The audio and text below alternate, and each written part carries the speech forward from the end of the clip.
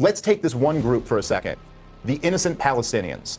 There is no group that has been more victimized than the innocent Palestinians. And at a certain point, maybe we ought to think about that group. Every analogy could have been applied to Nazi Germany.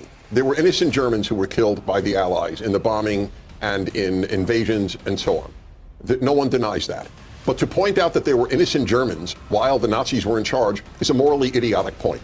It means nothing. It only means that every innocent German's life that was taken is the responsibility of the Nazis. Every innocent Palestinian life that has been taken is the responsibility of Hamas or Hezbollah. Start your engines, ladies and gentlemen, because we have an incredible video today of Dennis Prager against Cenk Uygur and Dave Smith in this very heated debate. Check it out. Israel has dominated the Palestinian people since at least 1967, and we could probably go back before that. Let me just say this. If we look at things in not a collectivist way, and we recognize that there are individuals, and these individuals make up different groups. Let's say we have the group that is Hamas, made up of individuals, but that's Hamas. Within that group, we have the militant Hamas, and we have the political arm of Hamas. They are different. We also have Israel, which is made up of its citizens. We have different political parties within Israel. Okay, let's take this one group for a second, the innocent Palestinians. I hope both of you would concede that such a group does exist. There are some people on the pro-Israel side who will explicitly tell you that that group does not exist. I think if we're being honest with ourselves, there is no group that has been more victimized than the innocent Palestinians. And at a certain point, maybe we ought to think about that group. Nobody has been through it worse than that group, the innocent Palestinians. And at a certain point, I think the question needs to be asked, does Israel have a right to do what it's been doing to the innocent Palestinians for many, many decades now? All right, so Dave Smith makes this point about innocent Palestinians dying, a very, talked about, very common talking point that is on the pro-Palestine side. And now watch Dennis Prager's, I think, a brilliant response he gives here, in which he basically makes a very, very poignant parallel to another conflict that happened in the past, in which we really weren't so worried about innocent civilians dying. Check it out. I feel that on this entire issue, I'm living in a make-believe world. Every analogy could have been applied to Nazi Germany. There were innocent Germans who were killed by the Allies in the bombing and in invasions and so on. No one denies that. But to point out that there were innocent Germans while the Nazis were in charge is a morally idiotic point. It means nothing. It only means that every innocent German's life that was taken is the responsibility of the Nazis. Every innocent Palestinian life that has been taken is the responsibility of Hamas or Hezbollah. That's it. The analogy is perfect. There is one difference between Hamas and the Nazis. And I never called any group in my 40 years of radio Nazi. I never called an individual that other than the Nazis of the 1940s. But there is only one difference between Hamas and the real Nazis of Germany. The Germans hid their atrocities. Hamas boasts and videos them. Wow. So, Dave Smith, what about the innocent Palestinians? Dennis Prager, well, you have to blame Hamas for that. When Hitler started a war, the Nazis started a war, we said, listen, German civilians dying is sad. It's terrible. It's this, it's that, whatever. At the end of the day, the guy who's responsible for that is the guy who started the war. He started the war. He targeted innocent civilians. He's still attacking us, and therefore the blame of his civilians dying is obviously going to be placed on the Nazis, on the Germans in World War II. Similarly, Hamas attacked Israel on October 7th, and now you're going to tell me that Israel is now responsible for all of the blame, that all of the blame of the innocent civilians dying is on Israel, when in reality it should be on Hamas. Go ahead.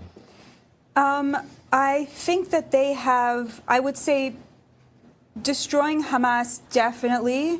They're not going to get every single one, but the idea that Yahya Sinwar will ever breathe open air again seems to me very far-fetched. I think they have driven him underground forever. And, they've cut off the head, And the idea that Hamas will be able to regroup at this point seems to me very unlikely. The release of the hostages, no, they failed on that front. I think they tried. Maybe they could have tried harder. I think, unfortunately, I hate to say this, but I think a lot of them are dead.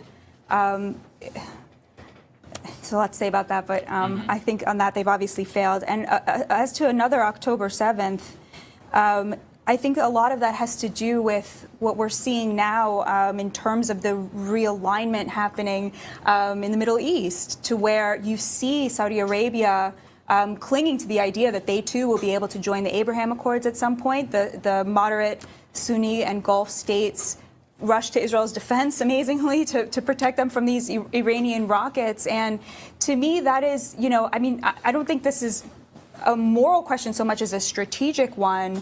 And I'm sure we're going to get into where does the United States fit into all this? Where do we want the United States to fit into all this? But from that point of view, and an Iran-backed October 7th, should it happen again, is going to happen in a very different Middle East, one in which Israel has a lot of support from the Arab nations, and that makes it less likely as well, I believe. I'm just kind of I'm blown away by the statement that Mr. Prager just made, that the only difference he can see between the Nazis and Hamas is that the Nazis hid their atrocities. So if that's the only difference you can see, I have a few others that pop to mind. The Nazis were a government. The Nazis had an army. The Nazis had an air force. The Nazis had submarines. The Nazis controlled from France to Poland in all of Europe, whereas Hamas can't even control Gaza effectively. I mean, I find the statement that you can't see any differences between the Nazis killed. Do you see a moral difference? Well, okay, but hold on. But you said that wasn't what you said. What you said is that you can't see a difference. The Nazis, okay, but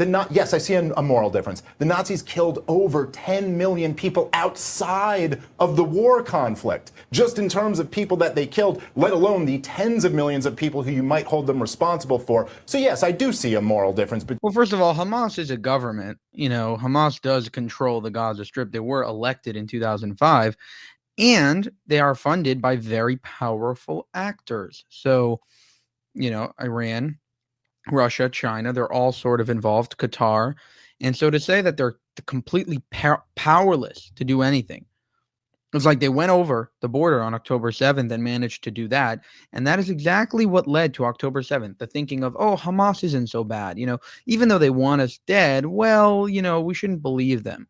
Like, that's the mindset that leads to people dying. Between the two. I'm not saying October 7th was horrifically immoral, but if you're going to say, do you see a moral difference, that would be like if somebody had murdered two people and you went, I see no difference between that and the Nazis. Okay, yes, they're both immoral, but there's enormous differences between the two. Now, to the other point of the idea of... No, that's just stupid. Hamas's ideology is very similar to that of Nazi ideology. That's what he's trying to say. That's what Dennis Prager is trying to point out. Not that, because they killed a certain amount of people, therefore Hamas is less or more evil than the Nazis. Can Israel eliminate Hamas, even if they were, which I don't think is feasibly possible, that they eliminated everybody who is a member of Hamas? I mean, in order to do this, you would have to look at, if the images of Gaza City aren't enough, you would have to look at images 5 times over of that, and this is going to result in just slaughtering innocent people, not to mention the excess mortality where hundreds of thousands of people are going to die as a result of this in the future. But even then, you would just be dealing with another Hamas-like group. Because if you don't understand what creates this problem to begin with, look, this is the problem. This happens all throughout history, all throughout the world. If you want, there's a reason why the Nazis only rose. First, it was after we imposed Versailles. But then, as you know, it was after the Great Depression, when there was hyperinflation. When things go terrible, that's when the worst, most violent extremist groups rise. Dennis, and that's what the future is going to be, unfortunately. Can I respond just very briefly Sure, to that? and then Dennis can go. Something really staggering has happened in Gaza since October 7th, which is there have been protests against Hamas for the first time there were protests actually recently in 2019, but they were quashed by Hamas in a very aggressive, violent way. But the people of Gaza, the innocent people of Gaza, yes, who you mentioned, are speaking out against Hamas because Hamas is stealing their food and their aid, and they are seeing, I mean, they've known all along the role Hamas plays in their oppression. But the fact that Hamas has lost support in Gaza since October 7th, while gaining support massively in the West Bank, right? I mean, which speaks to how different the Palestinian populations are in the different areas. I just don't buy it that Israel is creating more and more Hamases and Hamases and Hamases. I think that there's evidence that actually the opposite is happening, that the people of Gaza are seeing we have to get out of this cycle. Go ahead, Dennis. Yeah, that's an important point.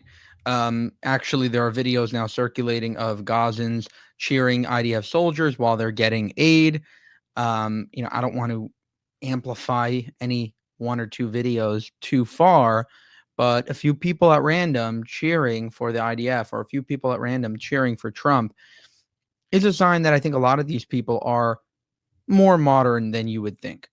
Now, I think the overall ideology is still very extreme, and they still are very avowed to Israel's destruction, but it is a good sign. That's insane, by the way. We'll get to. I'll come to that. I hate Yeah. to put it this way, but I mean it sincerely, so I will. You are on record now, because the internet has a permanent memory. I'm aware. Of saying that there's no comparison morally between Hamas and the Nazis. No, on the you record, changed. Dave. Wait, You're no, on the Yes, he's on the well, record. for the record, That is correct. you changed. We'll You get- changed what I said a little bit, Yeah. but No, sure. no. Yeah. Wait. So No, I didn't say that. Wait. All right, you don't. So you think morally they are similar? Yes or no? You said I can't see anything different about them Yes, except and I was that the Nazis. everyone knows No, I was listen, talking morally. Of course, Hamas does not control the same number of countries. Mr. Prager, what's beautiful about the internet is what you just said. It is on record, so people can see what That's I said, correct. and then they It is can see all what right. you That's said. demagogic. That's right. Go ahead, sir. There is no moral difference between the Nazis and Hamas. Both want to exterminate Jews. That is what we're talking about, not whether or not the Hamas has taken over Czechoslovakia. That's an irrelevant point to what I made. There is no moral distinction. Hamas would like to butcher every Jew in Israel, maybe in the world, I don't know, but certainly in Israel. It's in their charter, and that's what they announced. They're proud of October 7th.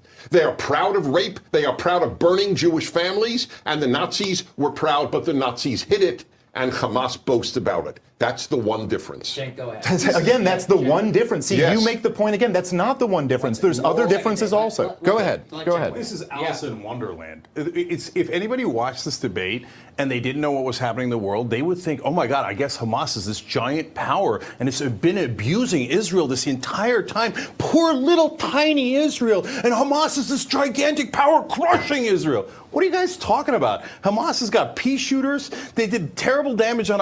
All right, so this is an attempt to use what I would call the underdog narrative, meaning we're tiny. You don't have to worry about us. You don't have to think about us. And it's the reason why I would say the Palestinians always win the narrative war. Because Americans, you're watching a sports game. Who do you root for? The underdog. The West in general. They see the little guy. Oh, the little guy's beating the big guy. Let's root for him. And that's exactly why Israel, for example, had tons of support from the West when it was originally founded, right? You had tiny Israeli state in a swarm of Islamic countries in a Muslim region, and let's root for that guy. Now that Israel has made something of itself and is an incredible democracy and an incredibly productive and successful country in the region, people are like, no, they're not the underdog anymore. Let's look at it as the Israel-Palestine issue and only focus on that instead of zooming out and seeing tiny Israel in a massive Muslim region. People zoom in and just see the Palestinian issue. And that's exactly the war you guys have to fight.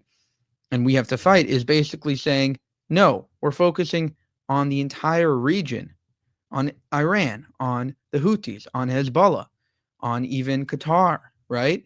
instead of saying, oh, we're just going to zoom in and forget about all those other factors and just focus on Hamas and Israel. October 7th, now Israel's done 30 times worse to the civilians. They've massacred civilians after civilians after civilians. Israel is Goliath. It is not David. It is the Germans in terms of military power. It is not the Jews. The Palestinians are the equivalent of the Jews during the Holocaust. They have been put into ghettos, and they have said, you have no freedom. You will serve us and serve us only. And right now they're saying, we're going to have permanent occupation. And wait, so were the Jews not supposed to fight back against the Germans? Do the Palestinians, hold on, do the Palestinians not have a right to defend themselves? Does it only go one way, where Israel can crush? And how dare you lowly Palestinians fight back? How dare you? Now we'll kill 30 times more of you and we'll occupy you forever and ever and ever. And we're supposed to accept that? Are you guys nuts? They're never going to accept it. Never, ever. Batya, I love you, but if you think that the Palestinians are now more anti-Hamas and more pro-Israel, you have lost your mind. They despise Israel, and they will fight. You know, I actually love Cenk being on the pro-Palestine side because he is so unbelievably unhinged that every time he does a debate, even if he actually, goes off in a semi-tangent manner where you can follow him, you sort of are also laughing at him at the same time. Like, he's always like losing his mind on camera, and you're just watching it. Regardless of what he's saying, you can't get past the fact that he's so angry. But this is the most important point. They are going to fight Israel forever, not because they hate the Jews. Oh my God, they're Nazis. Oh, for no reason at all. They were just walking by and all these Jews came by and they hate them. No, they took their land and they still have it. They have them under their thumb. They can cut off the water, the power, the food, and they're starving them to death. And you think that, they just even Dave is like, who the fuck is sitting next to me right now? coincidentally hates the Jews and that's their driving ideology? No, they're fighting you because you're occupying them. This is the most obvious thing in the world. Why did the Armenians fight the Turks? Why did the Greeks fight the Turks? Why did everyone fight the Turks at the end of World War I and the end of the Ottoman Empire? Not because they hate the Turks, but because we were occupying them. And if the Greeks said we want to kill them all, which they did, that did not give us a right to go back into Greece, occupy Greece for 75 years and go, how dare you defend yourself? You hate Turks. We get to kill you forever. Legitimate Palestinian self-defense would be, we no longer want to destroy Israel, let's make peace. They were offered a state 5 times and they rejected it. Bill Clinton thought that Arafat was a phony and he did everything possible at Camp David to give them a state. Okay, they don't want a state, they want to destroy Israel. And as regards Palestinians, how's this that none of you like to talk about?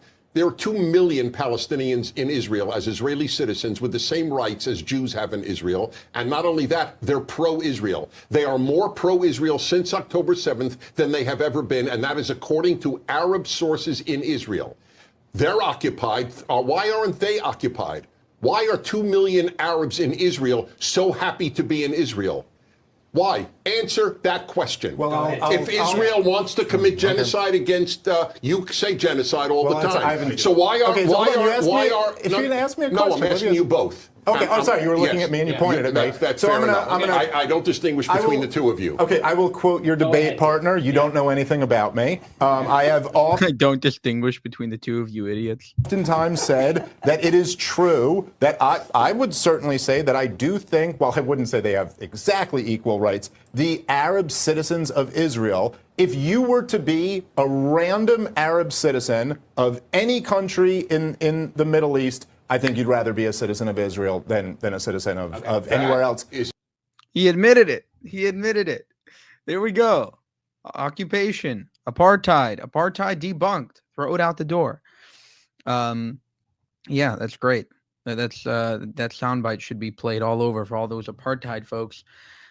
Dennis Prager is in the hospital, I believe, still after his terrible fall about a year ago.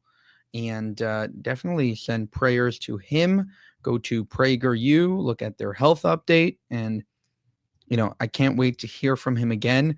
He's in the hospital. He's recovering from a fall, I believe, to his neck or upper back.